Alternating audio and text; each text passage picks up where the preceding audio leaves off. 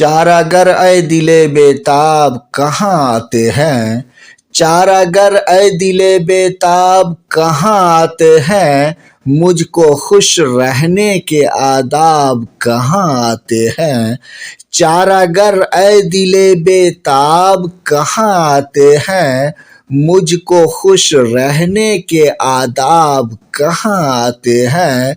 اور میری بے درد نگاہوں میں اگر بھولے سے، میری بے درد نگاہوں میں اگر بھولے سے نیند آتی بھی ہے تو اب خواب کہاں آتے ہیں۔ آداب عرصہ ہے دوستو، میں ہوں آپ کا دوست آیت اللہ آیت اور آپ دیکھ رہے ہیں اردو لورز یوٹیوب چینل۔ دوستو اس ویڈیو میں میر تقی میر کی ایک چھوٹی سی غزل ہے جس کی تشریح ہم لوگ پڑھیں گے، جس کا مطلب ہے کہ راہ دور عشق میں روتا ہے کیا، آگے آگے دیکھیے ہوتا ہے کیا۔ تو آئیے دوستو بلا تاخیر ویڈیو کا باضابطہ آغاز کرتے ہیں۔ دوستو غزل کے اس مطلب میں شاعر کہتا ہے کہ راہ دور عشق میں روتا ہے کیا، آگے آگے دیکھیے ہوتا ہے کیا۔ تو راہ دور عشق یعنی عشق کا جو راستہ ہے جو کہ دور ہے تو اس کو راہ دور عشق کہا گیا ہے۔ تو کہہ رہا ہے کہ راہ دور عشق میں روتا ہے کیا، آگے آگے دیکھیے ہوتا ہے کیا۔ یعنی کہ شاعر کہتا ہے کہ عشق کا راستہ ایک لمبا راستہ ہے، ایک طویل راستہ ہے، تو جو ہے تم ابھی سے ہی رونے لگ گئے ہو تو کیسے کام چلے گا، ابھی تو دیکھو آگے آگے کیا ہوتا۔ یعنی کہ ابھی جو عشق کے ابتدائی زمانے میں جو پریشانیاں آ رہی ہیں اسی میں اگر تم رونے لگ گئے ہو تو پھر جو ہے پورا راستہ کیسے طے کرو گے۔ ابھی تو بہت ساری پریشانیاں جو ہے ابھی آئیں گی، ابھی تو شروعات ہے بس۔ تو اسی کو شاعر کہہ رہا ہے کہ راہ دور عشق میں روتا ہے کیا، آگے آگے دیکھیے ہوتا ہے کیا۔ آگے بڑھتے ہیں دوستو اس میں۔ قافلے میں صبح کے ایک شور ہے، یعنی غافل ہم چلے سوتا ہے کیا۔ قافلے میں صبح کے ایک شور ہے، تو قافلے جب کوئی بھی قافلہ جب نکلتا ہے صبح کے وقت میں، مارننگ ٹائم میں، تو اس وقت ایک شور ہوتا ہے۔ شور کیسا شور ہوتا ہے کہ ایک تو فضا میں خاموشی ہوتی ہے، مطلب ایک خاموشی چل رہی ہوتی ہے فضا میں، لوگ سوئے ہوئے ہوتے ہیں اس وقت، سارے لوگ جگے ہوئے نہیں رہتے ہیں، تو قافلے کے چلنے کی آواز یا کہ ان کے سامان وغیرہ اکٹھا کرتے ہیں تو وہ ایک شور ہوتا ہے۔ ویسے بھی اگر جو ہے قافلہ اگر چلے گا مارننگ کے وقت میں، صبح کے ٹائم میں، تو چونکہ فضا میں خاموشی رہتی ہے جس کی وجہ سے اگر جو آواز جو آتی ہے تو وہ ذرا زور سے سنائی دیتی ہے۔ ویسے بھی اگر آپ رات میں 1:30-2 بجے رات میں اگر کوئی کچھ بولتا ہے یا کوئی آواز آتی ہے تو آپ کو لگے گا کہ آواز بہت تیز آ رہی ہے، وہ اس لیے کیونکہ سناٹا رہتا ہے نا، تو اسی وجہ سے صبح کے وقت میں ایک سناٹا رہتا ہے، خاموشی رہتی ہے فضا میں، تو قافلے کے چلنے سے آواز زیادہ آتی ہے، اس کو شور کہا گیا ہے۔ تو قافلے میں صبح کے ایک شور ہے، یعنی غافل ہم چلے سوتا ہے کیا۔ شاعر کہتا ہے کہ اگر اس وقت کوئی اگر سویا ہوا رہے تو وہ قافلے کے ساتھ نہیں چل پائے گا، اس کو چاہیے کہ وہ قافلے کے ساتھ چلے، قافلے کے ساتھ چلے گا تبھی وہ اس کا قافلہ چلے گا، نہیں تو وہ سوتا ہوا ہی رہ جائے گا۔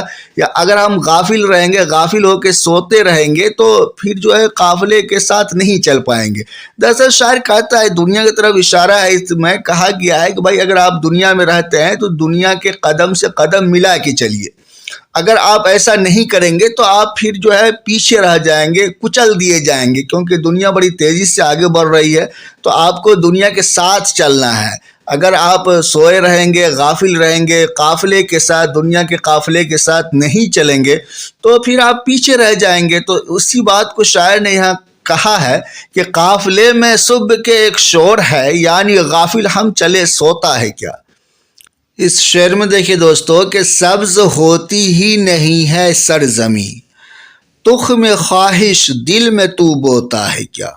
تو تخم خواہش کہتے ہیں کہ تخم کہتے ہیں بیج کو، اور خواہش کہتے ہیں تو خواہش ہی ہے، تو کہتا ہے کہ خواہش بونا، تخم خواہش، خواہش کا بیج بونا یعنی کہ خواہش پیدا کرنا۔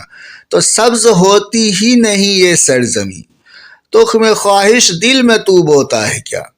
تو ظاہر ہے مطلب کلیئر ہی ہو گیا ہوگا کہ جو خواہش انسان جو ہے دل میں پیدا کرتا ہے تو وہ خواہش جو ہے اس کا انت نہیں ہے۔ آپ جانتے ہیں کہ ایک خواہش پوری ہوتی ہے دوسری آ جاتی ہے، دوسری پوری ہوتی ہے تیسری آتی ہے۔ تو کہہ رہا ہے کہ ایسا اگر سوچ رہے ہو کہ تمہاری خواہش جو ایک دن تمہاری ساری خواہشیں پوری ہو جائیں گی، تو ایسا نہیں ہوتا۔ ایک خواہش کی پوری ہوتے ہی دوسری خواہش جنم لے لیتی ہے، اور سبز ہوتی ہی نہیں یہ سرزمین، کہ سرزمین سبز ہونے سے مراد یہ ہے کہ ساری خواہشیں پوری ہو جانا۔ تو ایسا نہیں ہوتا ہے کہ ہر انسان کی ساری خواہشیں پوری ہوتی ہے۔ تو سبز ہوتی ہی نہیں ہے سرزمین، تخم خواہش دل میں تو بوتا ہے کیا۔ تو اگر تم کو لگتا ہے کہ بھائی خواہشیں دل میں بونے سے جو ہے دل تمہارا سرسبز و شاداب ہو جائے گا، ہرا بھرا ہو جائے گا، تو ایسا بالکل بھی نہیں ہے، یہ ایسا نہیں ہوتا ہے۔ آگے بڑھتے ہیں، اس شعر میں آتے ہیں۔ یہ نشان عشق ہیں جاتے نہیں، داغ چھاتی کے آبس دھوتا ہے کیا۔ تو ظاہر ہے عشق کے جو نشان ہوتے ہیں وہ نہیں جاتے ہیں، یہ نشان عشق ہیں جاتے نہیں، داغ چھاتی کے آبس دھوتا ہے کیا۔ تو ظاہر ہے کہ آپ جو ہے عشق کے نشان کو اگر آپ دھونا چاہیں گے تو آبس کہتے ہیں بیکار کو، دھونا چاہیں گے تو وہ نہیں دھلتا ہے، وہ نقش ہو جاتا ہے، وہ ختم نہیں ہوتا ہے۔ تو جتنا آپ دھونا چاہیں گے وہ داغ اتنا گہرا ہوتا جاتا ہے۔ تو میر نے ہی اپنے کسی شعر میں کہا ہے کہ کسی غزل میں کہ الٹی ہو گئیں سب تدبیریں، کچھ نہ دوا نے کام کیا، دیکھا اس بیماری دل نے آخر کام تمام کیا۔ تو اسی مضمون کو شاعر نے یہاں پہ اس میں بھی بیان کیا ہے کہ یہ نشان عشق ہیں جاتے نہیں، داغ چھاتی کے آبس دھوتا ہے کیا۔ یہ مقطع کا شعر ہے، میں نے پہلے ہی بتایا تھا دوستوں کی چھوٹی سی غزل ہے یہ۔ تو غیرت یوسف ہے یہ وقت عزیز، غیرت یوسف ہے یہ وقت عزیز، میر اس کو رائے گاں کھوتا ہے کیا۔ تو غیرت یوسف، غیرت کہتے ہیں عزت کو، غیرت کہتے ہیں عزت کو، تو غیرت یوسف، غیرت کہتے ہیں سیلف ریسپیکٹ، اپنی خود کی عزت کو۔ تو غیرت یوسف اس لیے استعمال ہوا ہے کہ آپ وہ کہانی جانتے ہوں گے کہ زلیخا نے حضرت یوسف علیہ السلام کے ساتھ غلط کرنا چاہی، تو اس وقت جو ہے یوسف علیہ السلام کو اپنی عزت بہت پیاری تھی اور ہونا ہی چاہیے ہر انسان کو۔ تو غیرت یوسف ہے یہ وقت کو کہا گیا، جو وقت ہے نا اس کو کہا گیا ہے کہ وہ اتنا ہی عزیز ہے، یہ وقت اتنا ہی عزیز ہے جتنا کہ یوسف علیہ السلام کو اپنی عزت عزیز تھی، ٹھیک ہے۔ تو میر اس کو رائے گاں کھوتا ہے کہ تو اس وقت کو رائے گاں نہیں کھونی چاہیے۔ یہ وقت کہا جاتا ہے وقت سب سے بڑا گفٹ ہے، اگر وقت اس لیے سب سے بڑا گفٹ ہے کیونکہ وقت انمول ہوتا ہے، گزر جانے کے بعد جو ہے پھر واپس نہیں ہوتا ہے۔ اگر آپ کو کہا جائے کہ بھائی آپ کے پاس جتنی مال و دولت ہے وہ آپ سب دے دیجئے، اور ہم آپ کو جو ہے 10 سال کا بنا دیتے ہیں، 10 سال کا بنا دیتے ہیں، آپ سارا مال و دولت دے دیجئے ہمیں، تو آپ فوراً کہیں گے ہاں سب کچھ لے لو، میرا سب کچھ لے لو، ہمیں واپس سے 8 سال 10 سال کا بنا دو۔ ہر کوئی بننا چاہے گا۔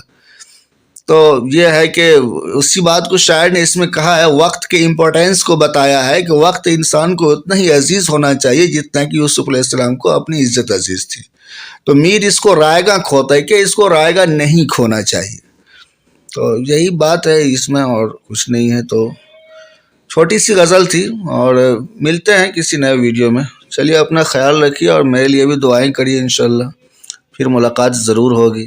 اللہ حافظ۔